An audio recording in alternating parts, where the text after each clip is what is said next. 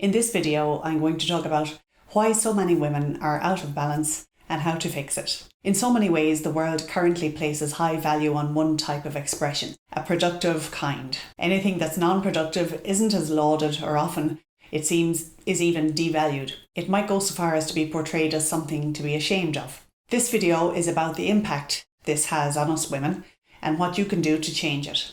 I want to start with a short caveat here. I get it that in your job, you're there to be productive. You may be a boss of a team, and so you have to get them to be productive too. I appreciate that a job is a deal and a contract that we sign up for with our employer. So I won't be suggesting that you march into your boss and announce that you feel that you have other gifts to bring to the workplace other than productivity. I'm sure you have an amazing sense of humour, but those KPIs are not going to get belly laughed into being met and exceeded. I'm talking about the areas of life where you do call the shots, the areas that you have control over and can change, at least in name, even if not always in practice.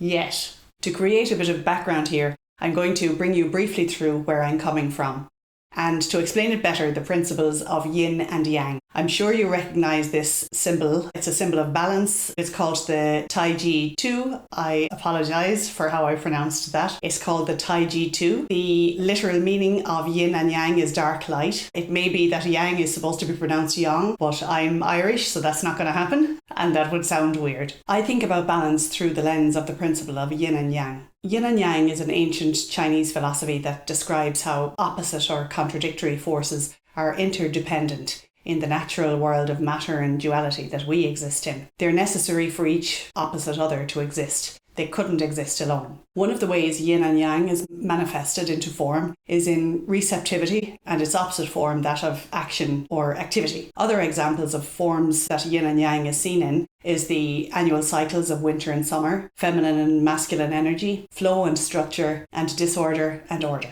Why do I view life balance through this lens? Well, that's how I roll. The form of receptivity and its opposite form, action or activity, is the form of yin and yang to which productivity can most easily be applied.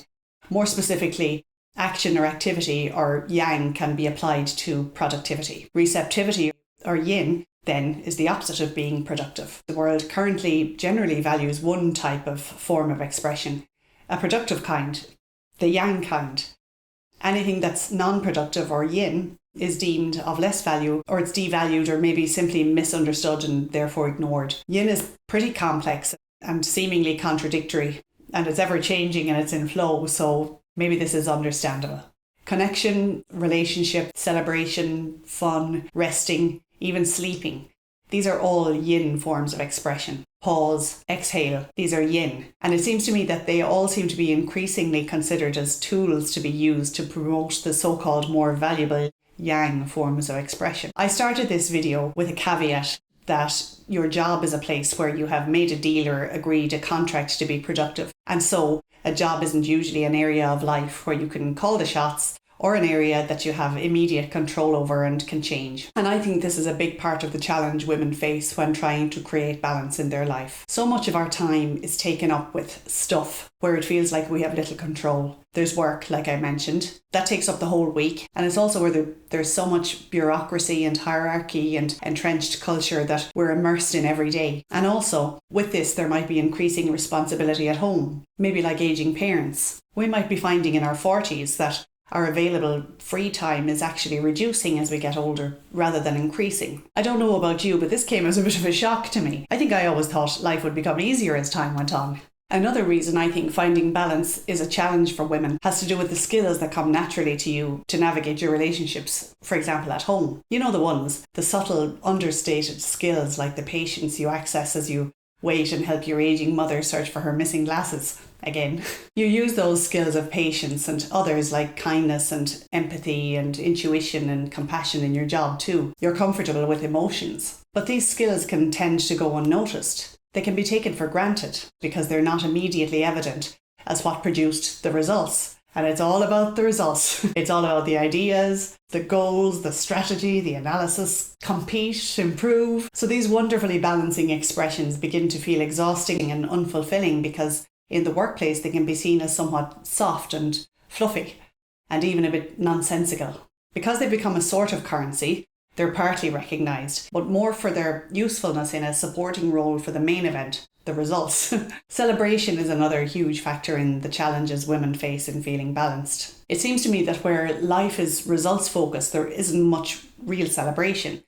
Maybe when a goal is reached, there is some backslapping, but the process to get there may have been excruciating. It seems moot.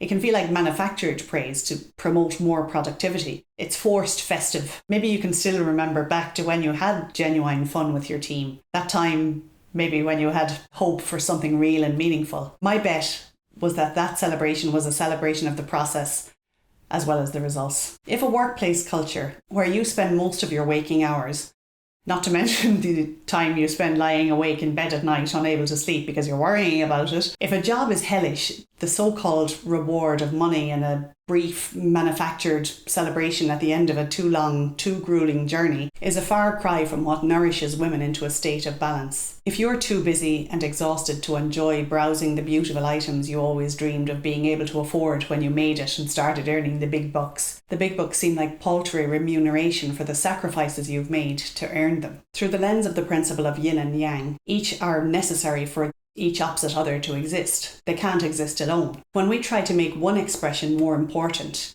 to say step aside and let the grown-ups take over with their serious goals and strategy and ideas and results and competition, as if that's all that matters, unfortunately, devoid of balance, devoid of half of a necessary form to exist, life becomes devoid of meaning. And it leaves us with an empty feeling inside while we run and race and spend our money to keep up with who knows what. To change this, the very first step is to start by respecting your yin needs for space, time, rest, and dare I say it, uselessness. Your acceptance of the disorderly, chaotic, senseless, beautiful expression of yin takes time, it takes patience, and it takes compassion. All those skills you're already well versed in simply by being a woman. If you want to hear about why so many women feel like life is passing by and how to fix that, click here. Thank you so much for giving me your precious time and attention.